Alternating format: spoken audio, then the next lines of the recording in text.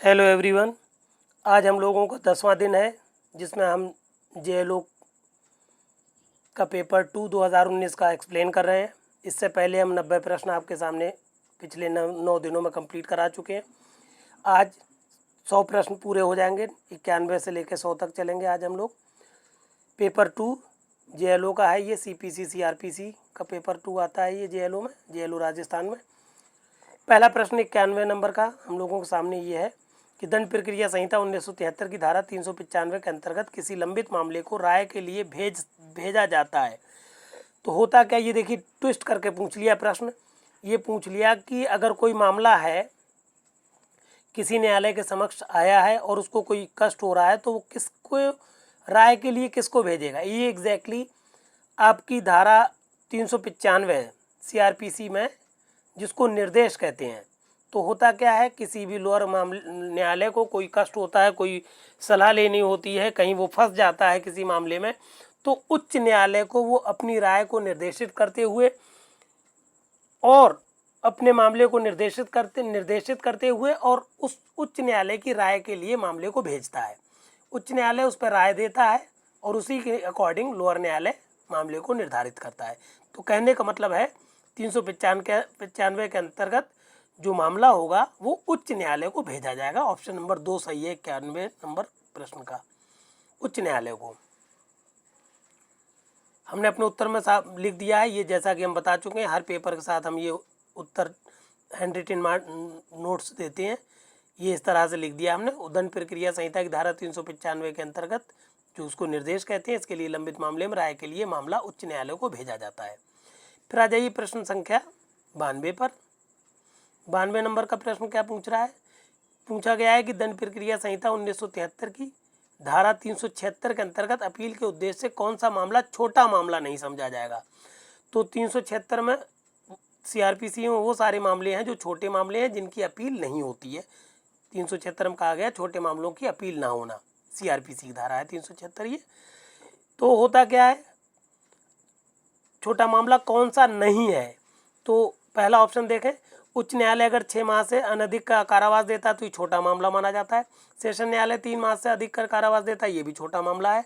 प्रथम वर्ग मजिस्ट्रेट को सिर्फ 100 रुपये तक के दंड का जुर्माना देने का मामला छोटा माना जाता है, और उससे अगर दंड दे दिया जा रहा तो वो छोटा मामला नहीं है। इसलिए ऑप्शन नंबर 3 सही है।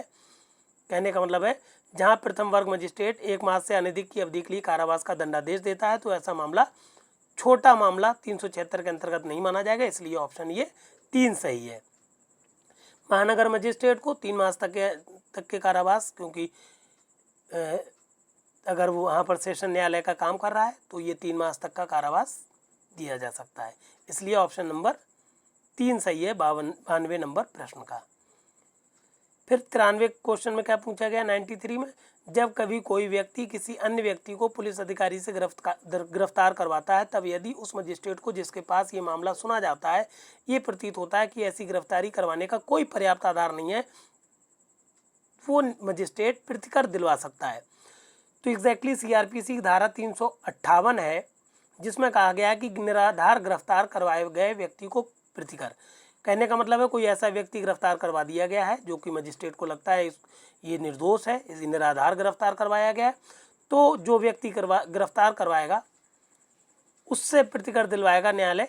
और कितना दिलवाएगा ये पूछा गया, तो न्यायालय क्या करता है, 1000 रुपये तक का प्रतिकर दिलाता है ऐसे व्यक्ति को जिसको बेवजह गिरफ्तार करवाया गया। तो ऑप्शन नंबर 4 सही है प्रश्न संख्या 93 का।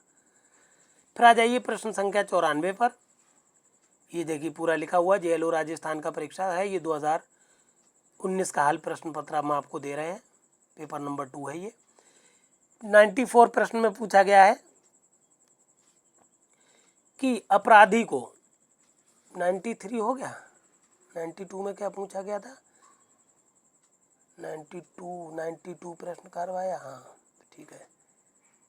92 का ऑप्शन क्या बताया था हमने, ऑप्शन नंबर 3, 92 का ऑप्शन नंबर 3 सही था। ये 92 है प्रश्न संख्या 92 का ऑप्शन नंबर 3 सही है। 94 प्रश्न में पूछा गया है कि अपराधी को भत्सना भर्त्सना के पश्चात छोड़ने के मामले में मजिस्ट्रेट द्वारा निम्नलिखित में से किस तथ्य पर विचार नहीं किया जा सकता। तो होता क्या है, किसी व्यक्ति को अगर न्यायालय क्या करे, धारा 360 के अनुसार, सीआरपीसी धारा 360 के अनुसार अगर भर्त्सना पर छोड़ता है, उसको मुचलके पर छोड़ता है, तो उस छोड़ते वक्त क्या होगा, अपराधी की वित्तीय स्थिति को ध्यान में नहीं रखा जाएगा। कहने का मतलब है अपराधी की आयु भी देखी जाती है, उसका शील भी देखा जाता है और प्रकृति भी देखी जाती है। मगर नहीं, जो चीज़ नहीं देखी जाती 360 धारा 360 के अनुसार भर्त्सना पर छोड़ने के आधार पर, तो वो है अपराधी की वित्तीय स्थिति। कोई ज़रूरी नहीं है वो अमीर है कि गरीब, ये बात नहीं देखी जाएगी। इस बात को बिना देखे हुए व्यक्ति को मजिस्ट्रेट क्या करता है, भर्त्सना पर छोड़ सकता है। इसलिए 94 का ऑप्शन नंबर 3 सही है। प्रश्न संख्या 95 पर आ जाइए। जब किसी व्यक्ति को ये विश्वास करने का कारण है कि हो सकता है उसको किसी डैश अपराध के किए जाने के अभियोग में गिरफ्तार किया जाए, तो वो अग्रिम जमानत के लिए आवेदन कर सकता है। तो होता क्या है, आदमी को अगर ये डर लगने लगे कि उसको अजमानती अपराध के लिए गिरफ्तार किया जा सकता है, तो वो क्या करेगा, दंड प्रक्रिया संहिता की धारा 438 के अंतर्गत अग्रिम जमानत के लिए आवेदन करेगा। तो होता क्या है, ऑप्शन के हिसाब से क्या ऑप्शन नंबर सही है, प्रश्न के हिसाब से 95 का प्रश्न संख्या 4 सही है कि अगर व्यक्ति को लगता है अजमानती अपराध के बारे में उसको गिरफ्तार किया जा सकता है वो अग्रिम जमानत के लिए क्या करेगा, सेशन न्यायालय, उच्च न्यायालय में धारा 438 के अंतर्गत आवेदन करेगा। ये हो गया प्रश्न संख्या 95 का ऑप्शन नंबर 4 सही। अजमानती अपराध के मामले में जमानती में तो मिल ही जाएगी जमानत, समनीय में कोई ज़रूरत ही नहीं है, असंज्ञेय अपराध में तो कोई मैटर ही नहीं है डरने का। फिर आ जाइए 96 प्रश्न पर। 96 में पूछा गया कि यदि वो स्त्री जिसे मृत्यु दंडादेश दिया गया है गर्भवती पाई जाती है तो उच्च न्यायालय क्या करेगा। कि उच्च न्यायालय क्या करेगा, देखिए बहुत ही ध्यान से समझ लीजिए। दंड प्रक्रिया संहिता की धारा 416 के अंतर्गत बताया गया है कि अगर कोई महिला ऐसी है जिसको मृत्यु दंड दे दिया गया है और ऐसी महिला उस वक्त गर्भवती है, तो न्यायालय क्या करेगा, उसके दंडादेश को, जो मृत्यु दंड है, उसको आजीवन कारावास के रूप में लघुकरण कर सकता है। कहने का मतलब है 96 का ऑप्शन नंबर 2 सही है। हालांकि हेडिंग अगर देखेंगे 416 की तो यही है, दंडादेश के निष्पादन को मुलतवी करने का आदेश, मगर उसका एक्सप्लेनेशन क्या है, ऑप्शन नंबर 2 में सही है। इसलिए 96 का ऑप्शन नंबर 2 सही है। अगर गर्भवती महिला को मृत्यु दंड दिया गया तो उसके दंडादेश को आजीवन कारावास के रूप में लघुकरणित किया जा सकता है। 96 का ऑप्शन नंबर 2 सही है। फिर आ जाइए 97 प्रश्न पर। दंड प्रक्रिया संहिता 1973 की कौन सी धारा उच्च न्यायालय की अंतर्निहित शक्तियों से संबंधित है। तो दंड प्रक्रिया की संहिता की धारा 482 की हेडिंग ही यही है कि उच्च न्यायालय की अंतर्निहित शक्तियों की व्यावृत्ति। तो अंतर्निहित शक्तियों से संबंधित धारा 482 की है।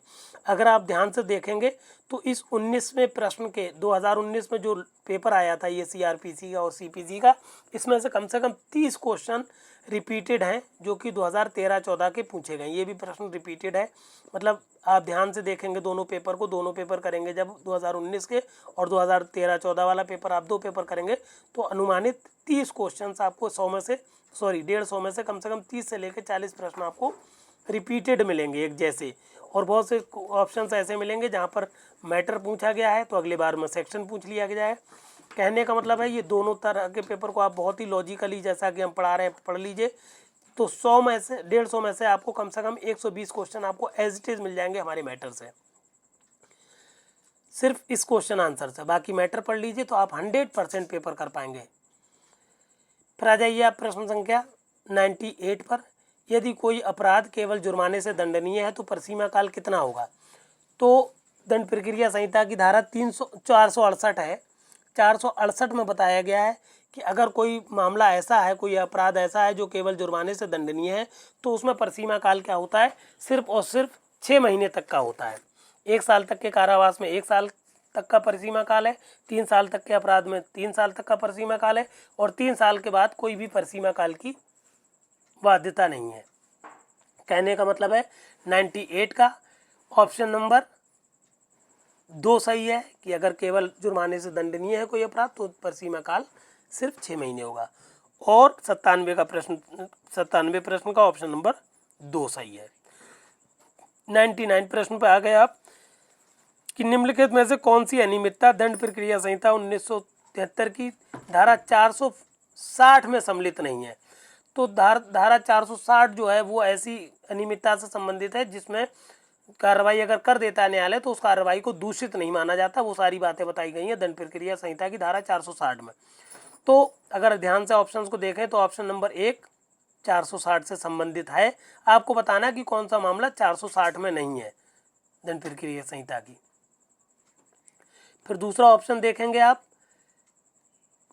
दूसरे ऑप्शन धारा 176 के बाद ये भी है 460 में आती है। और तीसरा ऑप्शन जो ये दंड प्रक्रिया संहिता 1973 की धारा 83 के अधीन संपत्ति को कुर्क करना और उसका विक्रय करना, ये 460 में नहीं आता है। कहने का मतलब है ये 461 में चला जाएगा। कहने का मतलब ये हुआ कि दंड प्रक्रिया संहिता की धारा 461 के अंतर्गत संपत्ति को धारा 83 के अंतर्गत कुर्क करना और उसका विक्रय करना कार्रवाई को दूषित कर देगा। कहने का मतलब है 99 प्रश्न का ऑप्शन नंबर 3 सही है, क्योंकि ये धारा 460 के अंतर्गत नहीं आता, जब बल्कि ये धारा 461 के अंतर्गत आता है। बाकी सारे ऑप्शन धारा 460 के अंतर्गत आते हैं। आखिरी प्रश्न आज का हम लोगों का कि 100वां प्रश्न है ये, दंड प्रक्रिया संहिता 1973 की धारा 311 का के अंतर्गत किसे नमूना हस्ताक्षर देने के लिए निर्देशित किया जा सकता है। तो अगर आप ध्यान से सीआरपीसी की धारा 311 का पढ़ेंगे तो उसकी हेडिंग यही है कि नमूना हस्ताक्षर या हस्तलेख के लिए किसी व्यक्ति को आदेश देने की मजिस्ट्रेट की शक्ति। तो इसमें जो ऑप्शन नंबर 1 है वही सही है। किसी भी व्यक्ति को जिसमें अभियुक्त भी शामिल है नमूना हस्ताक्षर के लिए हाजिर होने के लिए न्यायालय आदेश कर सकेगा। कहने का मतलब है 100वें प्रश्न का ऑप्शन नंबर 1 सही है। इस तरह से ये पूरा मैटर हो गया। 100 प्रश्न आज आपके कंप्लीट हो गए। और इसके बाद जैसा कि हम बता चुके हैं हर वीडियो में हमने आपको ये हैंड रिटन नोट्स का मैटर दिया हुआ है, पीडीएफ दिया हुआ है। ये डाउनलोड कर लीजिए, इसको याद कर लीजिए आप। तो आप याद कर लेंगे तो आपका पूरा सीआरपीसी और सीपीसी वैसे तैयार हो जाएगा और आपका रिवीजन भी हो जाएगा। कंप्लीट सब्जेक्ट हम आपको अपना वीडियो में दे चुके हैं, इसलिए हमारे चैनल को सब्सक्राइब कर लीजिए। सब्सक्राइब करते ही आपको सारा मैटर फ्री ऑफ कॉस्ट मिल जाएगा और सारे ज़रूरतमंद लोगों को इस मैटर को शेयर कर दीजिए। और कोई असुविधा होने पर हमें कॉल कर लीजिए या व्हाट्सएप पर मैसेज कर दीजिए। धन्यवाद।